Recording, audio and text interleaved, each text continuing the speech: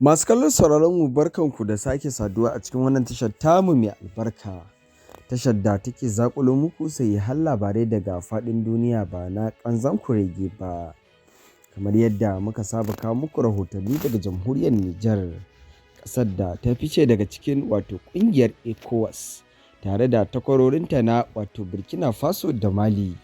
Sun yanke wannan hukuncin ne dai saboda abubuwan da ECOWAS ɗin da take musu kuma da ƙaƙaba musu takunkumai da ta yi tun bayan da suka kifar da gwamnatocin mulkin dimokuraɗiyya. Nijar dai ta kifar da gwamnatin shugaba Muhammadu Bazoum a ranar 26 ga watan Yulin shekarar da ta gabata shekarar 2023. Mai kallon sauraron mu idan har kana tare da mu a cikin wannan rahoton da za mu kawo maka, za ka ji mu da cewa gwamnatin Nijar ta yanke hukuncin rashin barin fasinjojin Faransa su sauka a ƙasar ta jamhuriyar Nijar. Yanzu kanin labarin ka riga ka saurara, amma daga bisani za ka ji mu da cikakken rahoton. Magafin nan idan har wannan shine zuwan ka na farko wannan tashar tamu mai albarka, don Allah kada ka manta ka taimaka kai mana subscribe tare da danna alamar ƙararrawa, domin haka ne zai baka damar samun labarai da rahotanninmu da ma bidiyoyinmu da zarar mun ɗaura su. Assalamu alaikum, sai a biyo mu sannu a hankali a kuma gyara zama tsabdan jin cikakken rahoton da muke ɗauke da shi. Ba za a sake barin fasinjojin Faransa su sauka a Nijar ba, a cewar hukumomin Nijar. Daga yanzu duk wani fasinja ɗan ƙasar Faransa ba shi da izinin shiga ƙasar, in ji wata sanarwa ta cikin gida da Air Burkina ya fitar, wadda AFP ta tattaro. Ba za a sake barin 'yan Faransa su yi shawagi zuwa jamhuriyar Nijar ba, a cewar wata sanarwa da majiyoyin kamfanonuwan jiragen sama suka fitar a ranar Alhamis. Matakin na zuwa ne a daidai lokacin da takaddama tsakanin Paris da Yamai ke daɗa ruruwa bayan juyin mulkin da sojoji suka yi a Nijar. A shekarar 2023 ranar 26 ga watan Yuli. A cewar hukumomin Nijar, daga yanzu duk wani fasinja ɗan ƙasar Faransa ba shi da izinin shiga cikin ƙasar, in ji wata sanarwa ta cikin gida da Air Burkina ya fitar, wanda AFP ta tattaro. Sanarwa ta ƙara da cewa a sakamakon haka ba za mu karɓe su a cikin jiragenmu ba zuwa Yamai, babban birnin ƙasar. Kazalika kamfanin jiragen sama na Royal Air Maroc shi ma ya yanke shawarar bin sabuwar dokar, sai dai banda waɗanda ke da shaidar izini na musamman, a cewar wata majiya ta kusa da kamfanin.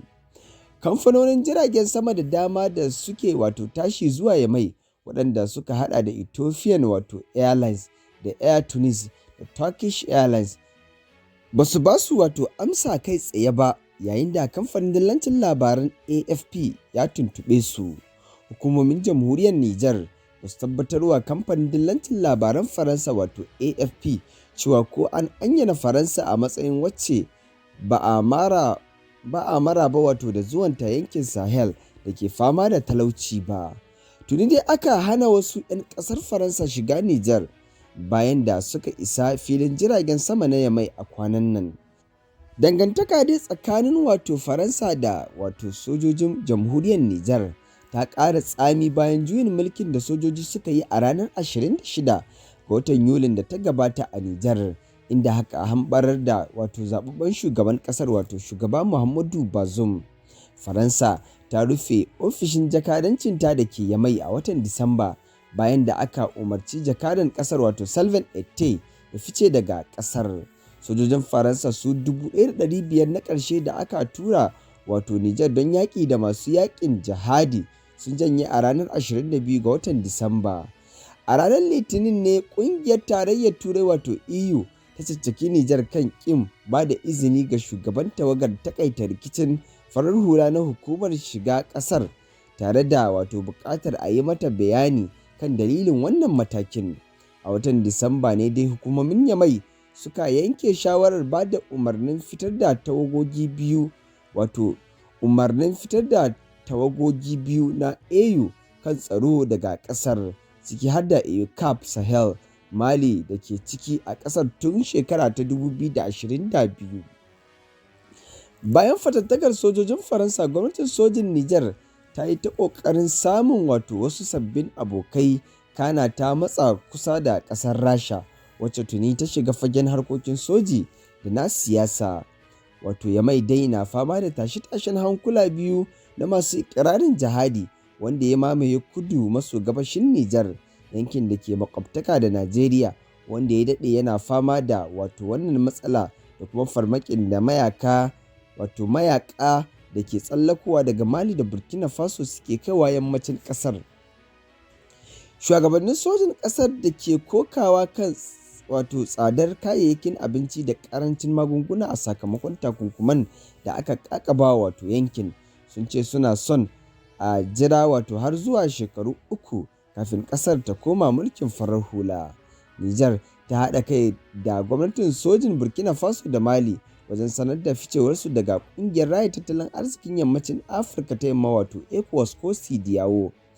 A tsakiyar watan Disamba ne dai jagoran juyin mulkin Nijar Janar Abdurrahmani Chani ya ce al'amuran tsaro suna ci gaba da daidaituwa bayan wasu tarin nasarori da sojojin suka samu wajen kwantar da tarzoma a yankin. Hakan kuma ya kawo ƙarshen rahoton kenan. Amma mai kallon sauraron mu za ka iya baje kolin ra'ayinka a dandalin comment section, tare da dangwala mana alamar ɗan yatsa domin ƙarfafa mana ƙwarin gwiwa wajen zakulo muku har labarai ba na ƙanzan kurege ba. Haka kuma muna ƙara roƙa alfarmakar cewa idan har wannan shine zuwanka na farko wannan tashar tamu mai albarka, don Allah kada ka manta ka taimaka kai mana subscribe, tare da danna alamar ƙararrawa, domin haka ne zai baka damar samun labarai da rahotanninmu da ma bidiyoyinmu da zarar mun ɗaura su. Sannan kuma muna godiya kan yadda kuke turo mana da sakonnin fatan alkhairi, da ma yadda kuke jin daɗin shirye-shiryenmu a koda yaushe. Hakan nasara ce a gare mu, kuma mun gode bisalam.